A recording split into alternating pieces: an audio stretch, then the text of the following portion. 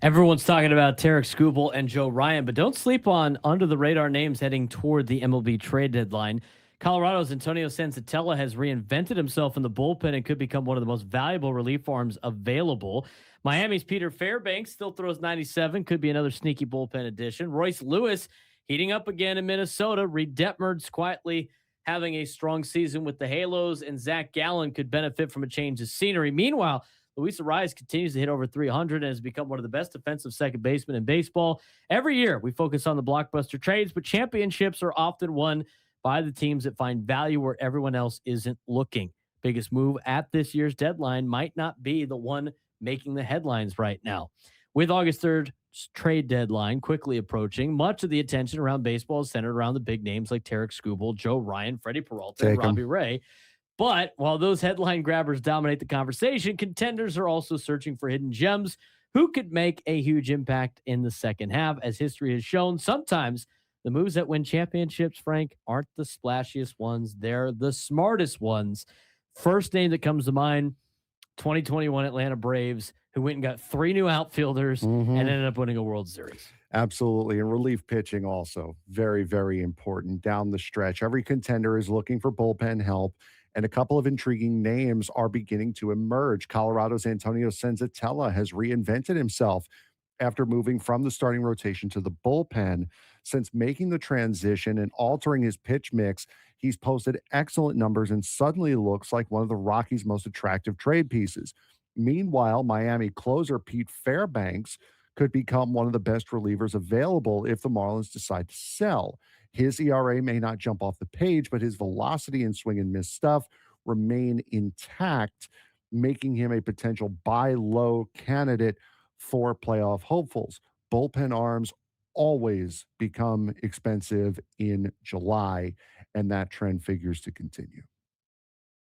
Position versatility is becoming more valuable than ever. Modern front offices love flexibility, and several players who can move around the diamond are drawing attention. Washington's Curtis Mead has enjoyed a breakout season while playing multiple infield positions.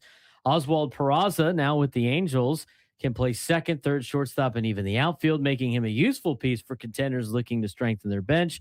Versatility becomes even more valuable in October when roster flexibility can determine postseason matchups. I think of Ben Zobrist, right? And the long run that they had with the Chicago Cubs, being the versatile player. But Minnesota's Royce Lewis could become one of the most fascinating names on the market, despite the fact that he is very much injury prone. Yep. Lewis has always had star level talent. The issue is he's never been healthy in order to show it long enough. After a difficult start to the season that included a trip back to AAA St. Paul, St. Louis, just Lewis, has caught fire and is once again showing the offensive upside that made him one of baseball's top prospects. At just 27 and capable of playing multiple positions, he can be an attractive option for teams seeking help in the infield.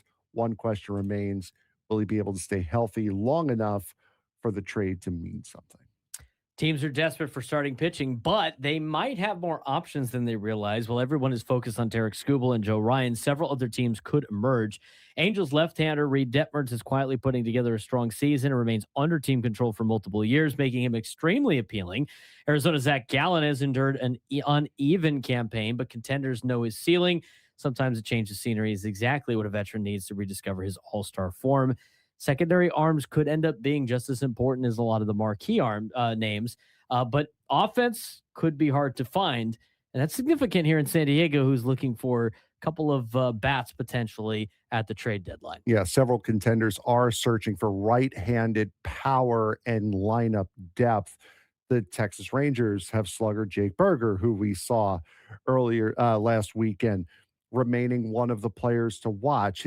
He has legitimate power, and while he doesn't provide elite on base skills, plenty of playoff teams need more home run production. And then you also have another guy that we're very familiar with here, San Francisco's Luis Arraez, representing the opposite type of offensive player, bringing elite contact ability, gets on base consistently, and has dramatically improved defensively. His versatility at first and second base could make him an ideal fit for contenders looking for lineup balance. That's the infield, though. The outfield also has some pretty interesting options. Which is also rough for the Padres. They're looking for a bat and they're looking for guys in the corner outfield spots. And the outfield depth is, well, limited.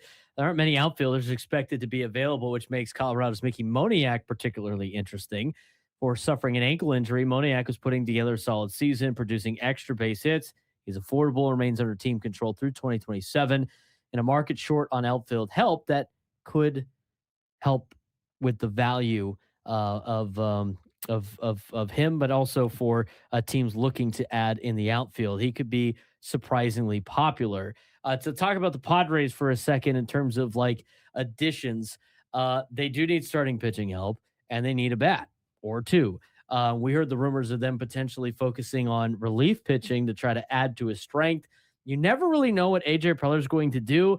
In fact, John Fisher said a couple of weeks ago about last year's trade for Mason Miller, we had no interest in trading him, and then AJ Preller called. So who knows what he has up his sleeve? This Padres offense needs some help.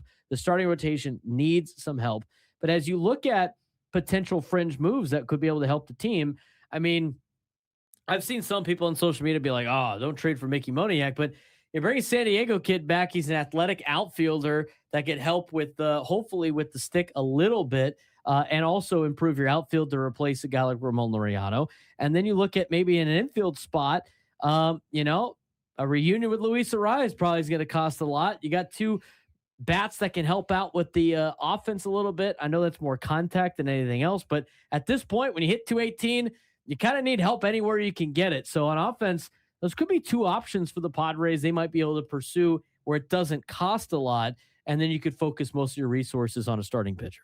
Yeah, and that does seem fair. I mean, I like Mickey Moniak coming here. If anything, he could be your starting left fielder while Ramon Laureano's hurt. And if you bring back Laureano next year, then he could be basically your Bryce Johnson at worst case scenario. If you continue, if you want, And he's to a move, lot better than Bryce Johnson. yeah, Is. if you want to play Fernando back in right field, you have Mickey Moniak as a guy who can play every outfield position, but on the bench.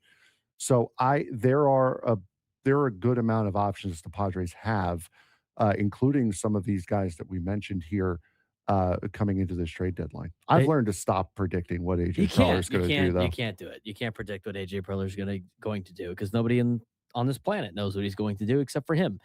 And sometimes I don't even think he knows what he's going to do. He just kind of has a lot of ideas, and a lot of them hit. Some of them do, some of them don't. It's always fun to see, but what makes it more exciting is when the Padres are winning baseball games, and they're going to have to start doing that very quickly here in the 2026 season.